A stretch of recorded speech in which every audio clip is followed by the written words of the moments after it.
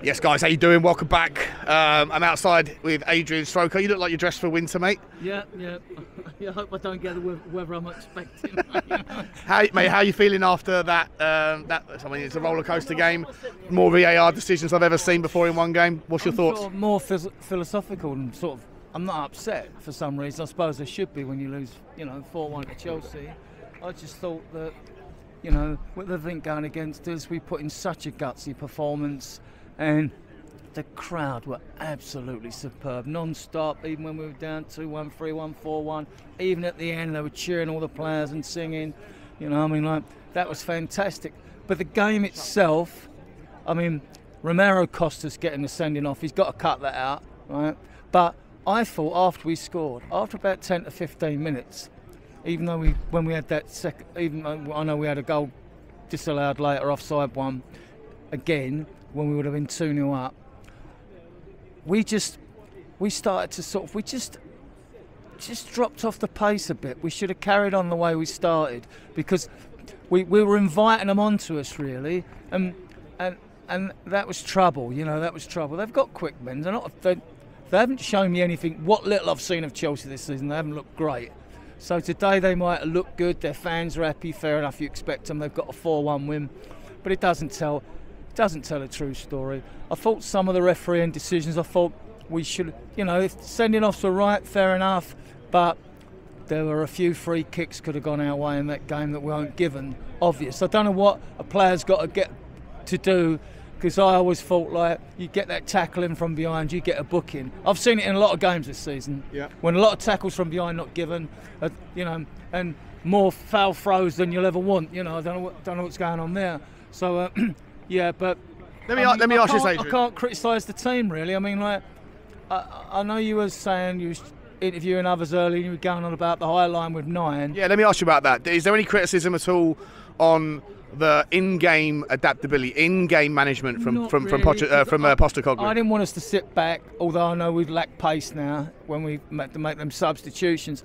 No, I didn't want us to sit back, because I thought, at least if we're up, then we give it a go. We might get a chance of getting a goal. And we nearly pulled it back to 2-2 anyway, and wonder how Chelsea would have reacted to that, But that was given another long time offside decision.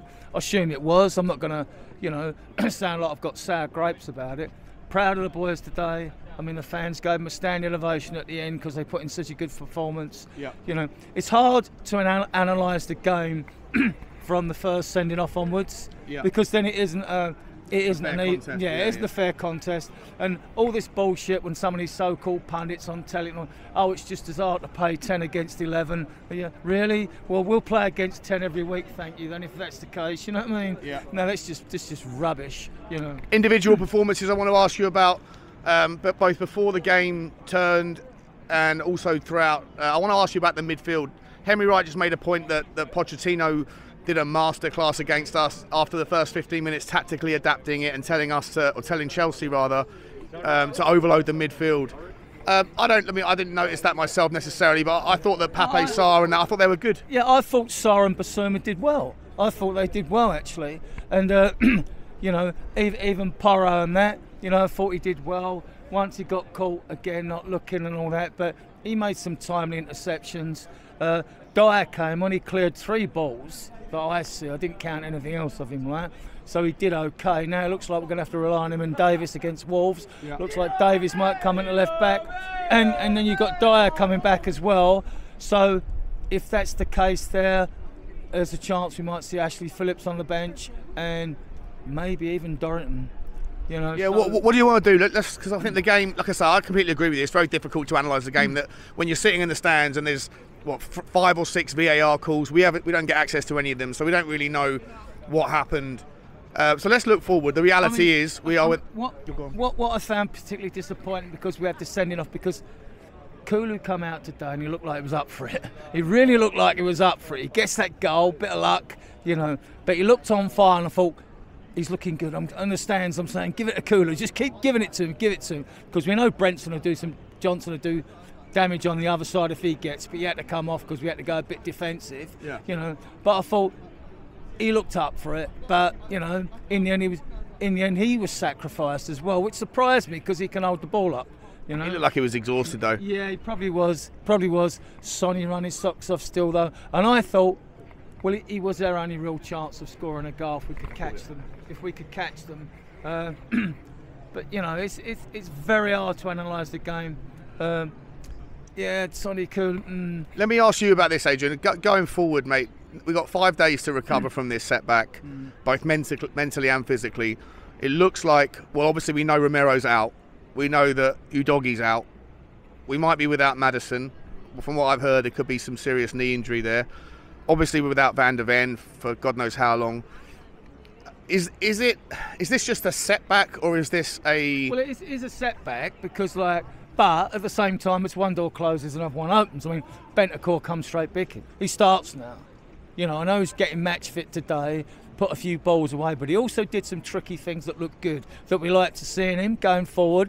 I mean, there was a few times up front, because we're 2-1 down, players were trying to plough their way through because they had no outlet. They had no other Spurs player to pass to because they're all outnumbered, or they'd fallen back, hadn't they? So, like, you had that situation. So, Bentancur comes in with Sarr and Basuma now. That's still a very good midfield, right? Yep. Obviously, the defence is the biggest issue. Yeah, defence is the massive problem, isn't it? Yeah, I mean... We have to go back. We have to have Emerson Royale on the left, and then Eric Dyer and one of...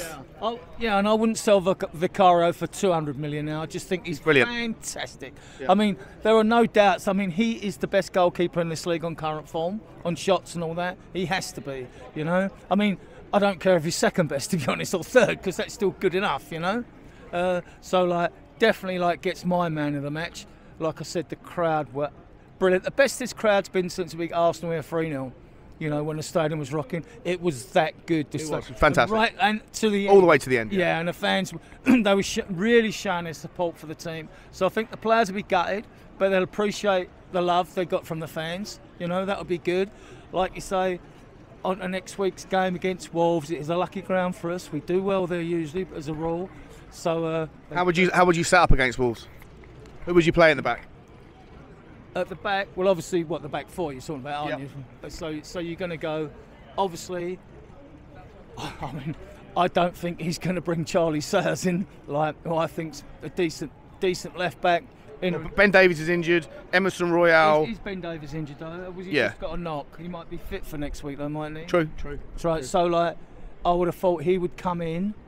Then, like, looks like Dyer plays, which will frighten a lot of Spurs fans. David Harris won't like it.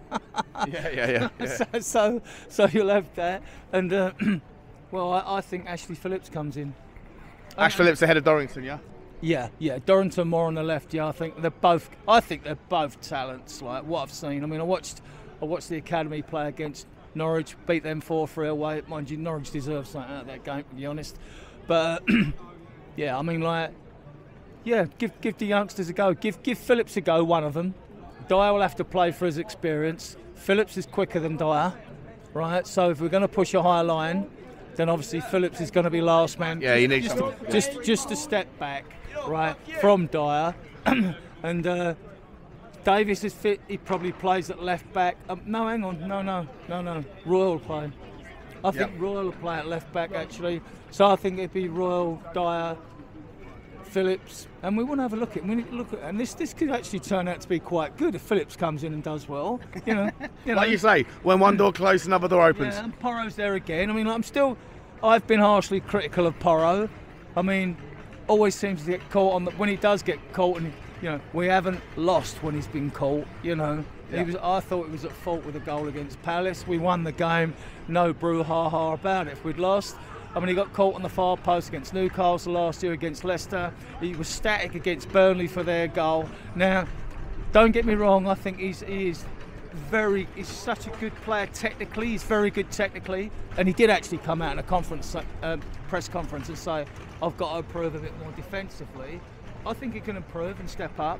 Like, I want him to, obviously. I won't throw any squad player under the bus, because they're all going to be here to the end of the season. Even Højbjerg, who people said might go, he's not going in January. We're not getting midfielders in January. We're after not anymore. Centre back now, isn't it? We're after a centre back, and even more so now. You know, we've been linked with that Aberdeen centre back now. That 23-year-old right-footed Montenegrin guy, slobbered him Rubicek. From Aberdeen. Yeah, from Aberdeen. Yeah. Now that's interesting because I know we're a little bit off track here with a combo, but that's interesting because our scouts were sent up to scout him. Apparently, he's doing very well up there. I mean, I've looked into him. I don't rate him. Fair enough then, Sean. I haven't looked at him because unless the story gathers legs, I'm not going to go for the scouting video. Not for me, mate.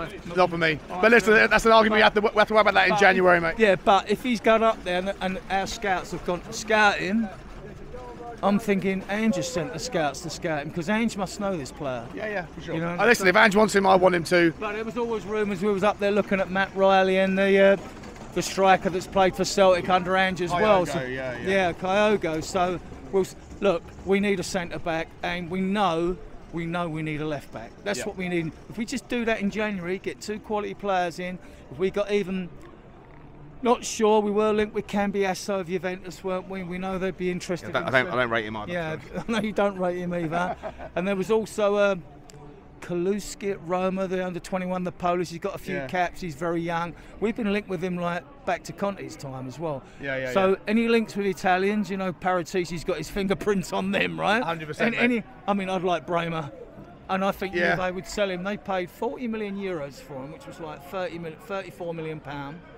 He went there because he wanted Italian citizenship. Yeah. But rumours were things ain't worked out. This was like a couple of months ago. I'd love to see one of them, any of those kind of players come in. We'll deal with the January transfer window. We've got plenty of time before then, mate. We're not going to get tap sober, unfortunately. We're in a massive predicament now. We've got 10 more games until January. And the 2 centre-backs we're really likely to go in for, because both are in a year of their contract and they sign pre-contract January, are Tosin Adarabioyo at Fulham, aren't there? And Lloyd Kelly at Bournemouth. So, and some fans, Johnny's not a fan of Lloyd Kelly. The thing is, mate, is that we've got like 8 more weeks, 7 more weeks before we can get those sort of guys in, right? So we've got to work with what we've got to work with until then. Yeah, and it looks like Ange said, now that Johan Langer is the way it's pronounced, right? Not Lange, is in with McKenzie and with Scott Munn. I mean, and Ange will have told them players he likes. They'll know the type of player he likes. Look, if you're not a midfielder, in the midfield 2 or 3. Every other player in that team's got to have pace. If you're a wide player, whether you're a fullback, a winger, or a forward, you have to have pace in Ange's team. I mean, Bentancur's our fastest midfielder, because Maddison, Basuma, they're nippy and quick. They're not slow, but they're not rapid. You know what I mean? But they don't have to be for what they do. You know? 100%. So like, I see them. The recruitment team will have their lists. And Ange dropped a hint, didn't he? I'd like to get it done early. And also, if you're contacting players' agents now and sorting these details out now so you can strike a deal quickly, it gives the selling club time to get a replacement. Unless they're overloaded in that position and they're not bothered, they just want to take some money. I think Italy's the place to go. All the clubs that want money in Italy. 100%, mate. Lots to get on with before then. We've got, 7 games in December. 3 games left in November, I think. We've got 9 or 10 now to the January. Yeah, we've got a long way to go, and we have to find a way to make do. Adrian, where can everyone find you, my man? You can find my Facebook group. It's Spurs Diehards, TTID space Urami. If you type Spurs Diehards in Facebook, if you use Facebook and you're interested, you'll find the page and come and join us. Like 12,500 of us there, like Spurs fans. So yeah, and I'm on Twitter as well. So. I at Adrian_Schroker, so I'm on Twitter as well. If people are interested, if they use Twitter, you know. Fine. Wonderful, Adrian, absolute legend, mate. Thanks Cheers, again John. for coming on, buddy. Always a pleasure. It was what it was. We couldn't get the job done today, but we're going to fight on again anyway. Come on, you Spurs.